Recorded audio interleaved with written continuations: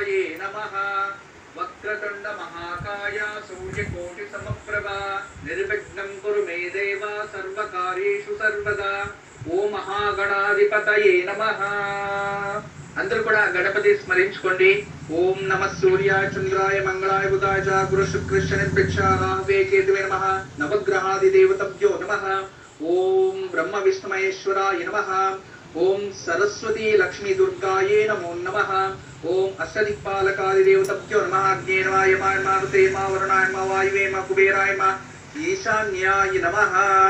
ఓం అష్టదిక్పాలకాది నవగ్రహాది దేవతభ్యో నమో నమః. బ్రహ్మ విష్ణు మహేశ్వరాభ్యో నమో నమః. మహాకాళి మహాలక్ష్మి మహాసరస్వతిభ్యో నమః. మాతృదేవతభ్యో నమః. పితృదేవతభ్యో నమః. ఆచార్య దేవతభ్యో నమః. కులదేవతభ్యో నమః. గ్రామదేవతభ్యో నమో నమః. ప్రకృతి దేవతభ్యో నమో నమః. ఓం కల్పవృక్షాయ నమః. ఓం కామధేనవే నమః.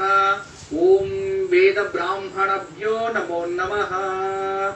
ఇక పంచాంగంలో ఈరోజు నవనాయకులు ఎవరు మరియు ప్రకృతిపై ఎటువంటి ప్రభావం చూపిస్తున్నారో చూద్దాం. ఈ నూతన సంవత్సరం మంగళవారం ప్రారంభమైంది కాబట్టి ఈ సంవత్సరానికి నాయకుడు అంటే రాజు కుజగ్రహం, ఇక మంత్రి శని, అదే విధానంగా